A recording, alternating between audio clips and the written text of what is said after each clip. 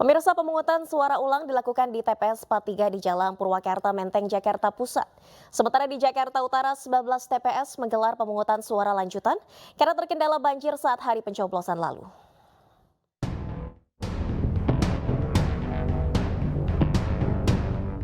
Pemungutan suara ulang pemilu 2024 digelar KPU Kota Jakarta Pusat di TPS 43 yang berlokasi di Jalan Purwakarta, Menteng pada hari ini.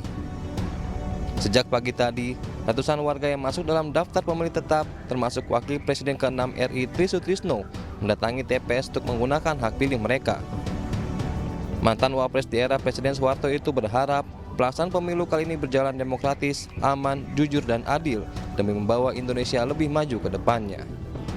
Ya, pesannya tentunya kita harus melaksanakan dengan lancar, terbuka, dan sangat demokratis. Selesai. 275 warga yang masuk dalam daftar pemilih tetap melakukan pemungutan suara lanjutan di TPS 143 Sunterjaya, Tanjung Priok, Jakarta Utara. Pemungutan suara lanjutan ini digelar untuk warga yang tak dapat memilih di hari pencoblosan akibat banjir. Meski harus menunggu selama 2 minggu, namun tidak menyurutkan warga untuk dapat memberikan hak pilihnya di pemilu kali ini. Kemarin ada kendala dari TPS-nya, katanya ada kendala lah basah TPS-nya apa hujan ya itu. Pemungutan suara lanjutan hari ini juga dilakukan di 19 TPS yang tersebar di 4 kecamatan di Jakarta Utara. Dari Jakarta, Sofyan Firdaus, Rani Sanjaya, Ainus melaporkan. Pemirsa, sejumlah TPS melakukan pemungutan suara ulang. Di Bima, Nusa Tenggara Barat, 34 TPS lakukan PSU karena 68 kotak suara dibakar massa. Sedangkan di Surabaya, Jawa Timur, pahlawan pewayangan Gatot Kaca ikut mencoblos bersama warga.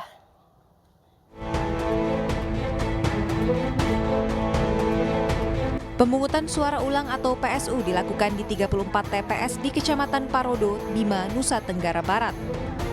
Meski pemilihan suara diulang, warga tetap antusias untuk datang ke TPS. Diketahui, PSU dilakukan akibat insiden massa menyerang dan membakar 68 kotak suara beserta isinya pada malam penghitungan pemilu 14 Februari lalu. Adanya kericuhan, yaitu terjadinya kerusuhan itu, terjadi pembakaran kotak suara, hilangnya kotak suara, dan hilangnya beberapa logistik yang ada dalam kotak suara. Sehingga itulah yang menjadi dasar kami kenapa kami menyampaikan saran perbaikan untuk dilakukan PSU pada hari ini. PSU juga dilakukan di TPS 27 Kelurahan Simolawang, Surabaya, Jawa Timur. Yang unik dari TPS ini yakni hadirnya Gatot Kaca yang belusukan mengajak masyarakat mengikuti pencoblosan ulang. Menurut warga, cara ini efektif mencuri perhatian serta membuat warga antusias hadir mengikuti PSU. Undang masyarakat agar mari sama-sama dalam pesta demokrasi ini kita mencoblos seluruh rakyat, untuk seluruh masyarakat yang ada di wilayah Simokerto ini untuk sama-sama antusias ya, dalam mendukung lancarnya pesta demokrasi dalam 5 tahun sekali. PSU dilakukan karena sebelumnya terdapat pemilih yang gagal mencoblos pada 14 Februari lalu setelah namanya dipakai pemilih lainnya yang ternyata tidak terdaftar dalam daftar pemilih tetap atau DPT. Tim Liputan iNews melaporkan. Pemirsa, Menko Polhukam Hadi Cahyanto menemui Gubernur Daerah Istimewa Yogyakarta Sri Sultan Hamengkubuwono X. Dalam pertemuannya, Hadi dan Sri Sultan membahas kondisi pemilu 2024 yang saat ini terjadi di Indonesia.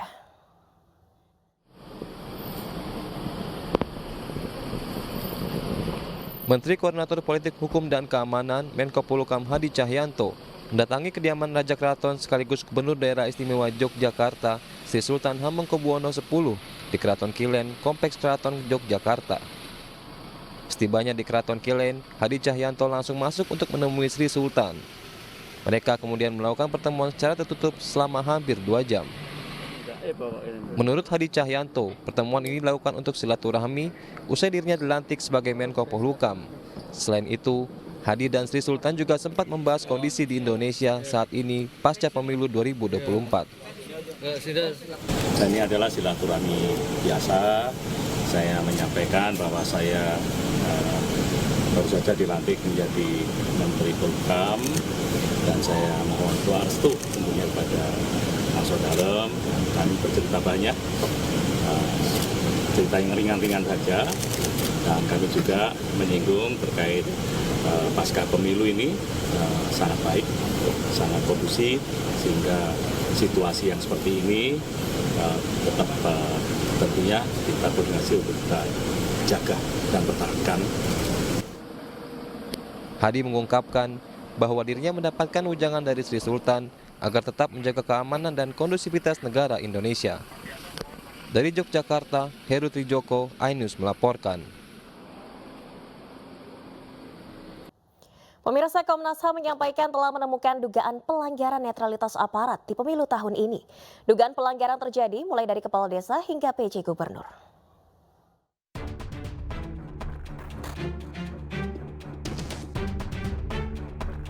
Komisi Nasional Hak Asasi Manusia Komnas HAM menemukan indikasi pelanggaran netralitas aparatur negara dalam pelaksanaan pemilu 2024. Komnas HAM menyebut menemukan dugaan pelanggaran netralitas aparatur negara. Yang pertama, ada 12 kepala desa di Kecamatan Buduran, Kabupaten Sidoarjo, Jawa Timur yang menyatakan dukungan ke salah satu peserta pemilu.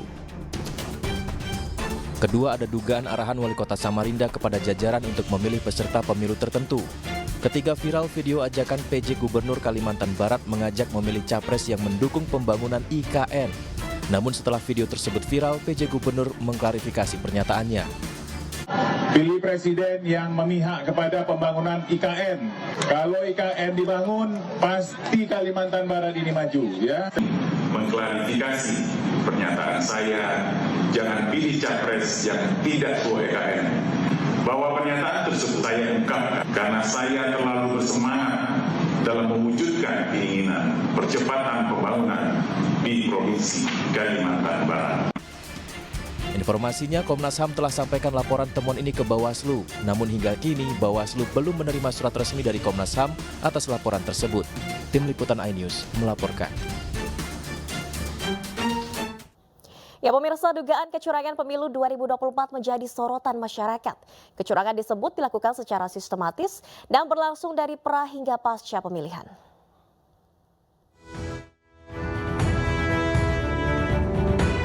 Dugaan kecurangan pemilu 2024 jadi sorotan oleh masyarakat.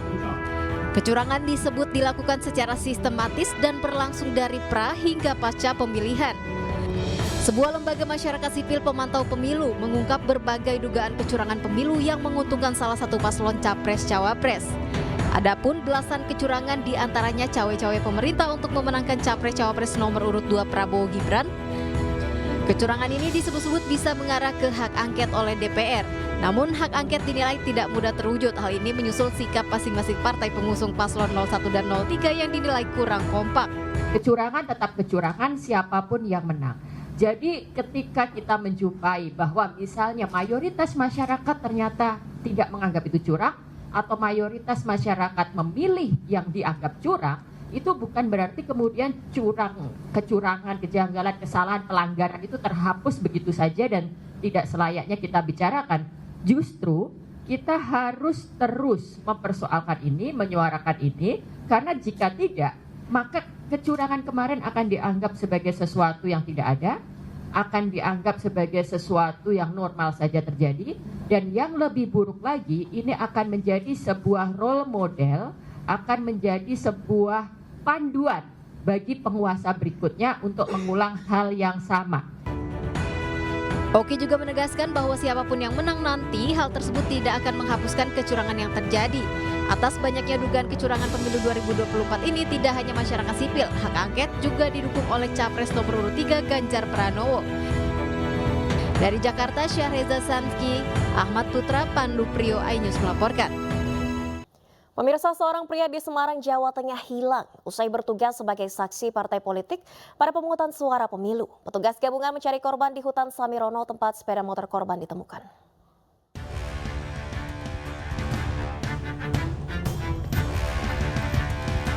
Petugas tim SAR gabungan terus bekerja keras menyusuri hutan Samirono di Kecamatan Getasan, Kabupaten Semarang, Jawa Tengah.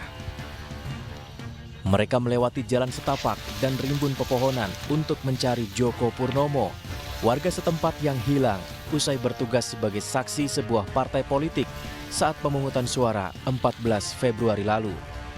Korban tak kunjung pulang ke rumah. sehingga membuat keluarganya khawatir dan melapor ke polisi. Hingga kemudian petugas menemukan sepeda motor korban di dekat hutan. Laksanakan operasi pencarian dari relawan gabungan dari Kabupaten Semarang maupun Salatiga. Untuk pencarian sampai hari ini masih nihil, akan diupayakan lanjutan untuk besok. Kita lanjut kembali. Teknik pencarian yang dilakukan relawan gabungan seperti apa? Ya, kita penyisiran dengan kegiatan open grid. Kita menerjunkan 7 SRU yang terbagi ada beberapa area titik-titik yang kita curigai dan sudah dilaksanakan penyisiran, namun masih nihil. Hingga kini, petugas masih berjibaku menyusuri hutan demi mencari keberadaan korban. Namun korban yang pergi meninggalkan rumah 15 Februari lalu itu belum juga ditemukan. Petugas juga memeriksa rekaman CCTV di jalan-jalan yang dilintasi korban. Dari Semarang, Jawa Tengah, Luri Salulu, iNews melaporkan.